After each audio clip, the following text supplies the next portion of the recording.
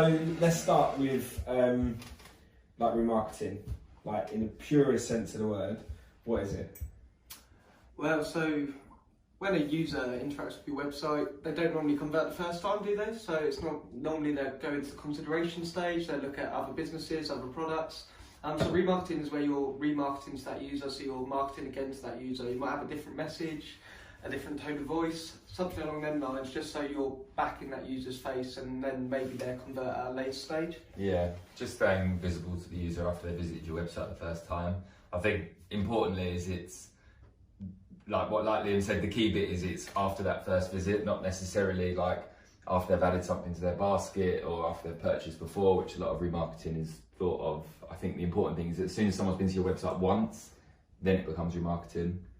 Before that, it's prospecting. Yeah. So the idea is, I think that's a big misconception, isn't it? Is that remarketing is just about basket abandonment. Oh yeah, there's so much more to that. You can do like customer lists, like website visitors, all sorts. You can do the abandoned basket, so that's obviously a good one. Your most engaged users. There's so much you can do, and just saying it's a basket abandonment, that is very, that's not covering any of it really. And sort of platform, people default, I think, to thinking of display marketing when they think of remarketing, like banner ads. You can obviously do remarketing across different platforms. So start with like search. It's probably one that people don't think about when they think of remarketing. Yeah, so RLSA, I'm just smiling because I don't know when, I'm trying to think if I can remember when it came out. RLSA was remarketing list for search ads. And that came out, it probably would have been before your time, because I remember it coming out early days when I was sort of working. But that was quite like a new thing. It was like, you can suddenly then do remarketing through your search ads. Whereas before, like you said, it was kind of display only, whereas suddenly you can now tailor your search ads based on remarketing lists. So if someone's been to your website before, if say they have added to your basket, you can then update your ad to reflect that, to maybe be a little bit more salesier, a little bit more pushier, talk about kind of free returns or something else that you might sort of change up because someone's performed that action. So that was quite a new thing. Yeah, and even get like more aggressive with like the bids, because obviously like that user like 4 times more likely to convert.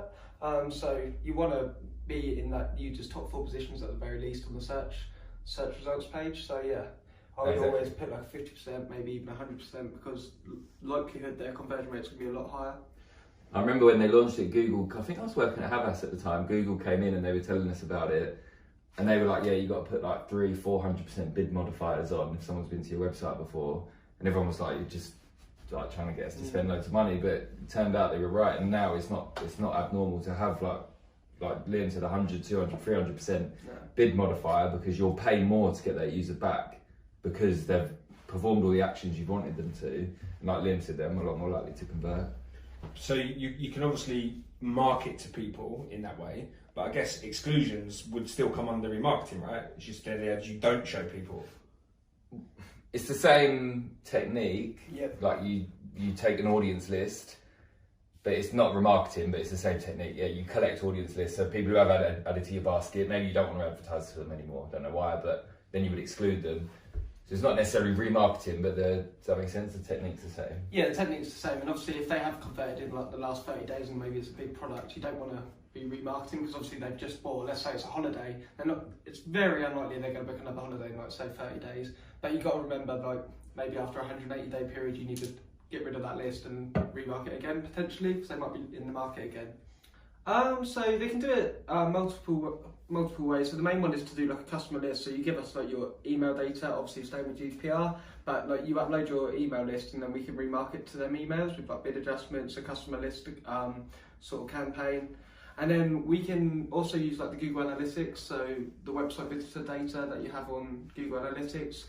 All websites should be linked with their ads and their analytics, so we can do it that way as well. And is that the same for the like Facebook, Instagram, LinkedIn? Pretty much. Yeah, but it's a different pixel, so it's the Facebook pixel for Instagram and Facebook, but it's the same sort of premise. Yeah, you're saying you can do email lists if you're uploading data. If you want to use website data, you'll use analytics if it's for Google, and then like Facebook pixel for Facebook, Instagram, LinkedIn pixel for LinkedIn. The good thing about those ones, like email lists, obviously you're giving it a set email list, so these are the people I want to reach or I don't want to reach. With like cookie-based stuff, you can do it based on website behaviour. So like, for example, how long they've spent on your site, how many pages they visited, things like that. So you can get a bit clever with it then. If you were talking to a client today and you could give them a top tip for remarketing, what would it be? I would be segment your data, because obviously you can remarket to everyone or website visitors, but obviously if you've got a big data pool, like people are going to be higher up the funnel than others. So I'd say as far as you can, just segment it as much as you can, and then the conversion rate you should see improvements. Yeah, good. I would say look at lifetime value as well. So like Liam was talking about uploading email lists. You can, into Facebook, you can upload that email list with extra data. So you can upload it with lifetime value, and then Facebook will look at the higher lifetime value and remarket to those people, and it will then create lookalikes based off of the highest value people. So it's kind of just enriching the data slightly. Awesome. Nice. Good. Nice one. Oh, that was my first video, nerve-wracking. No, you did that. Nailed it. I thought you Nailed it. Anyone would have thought you prepared.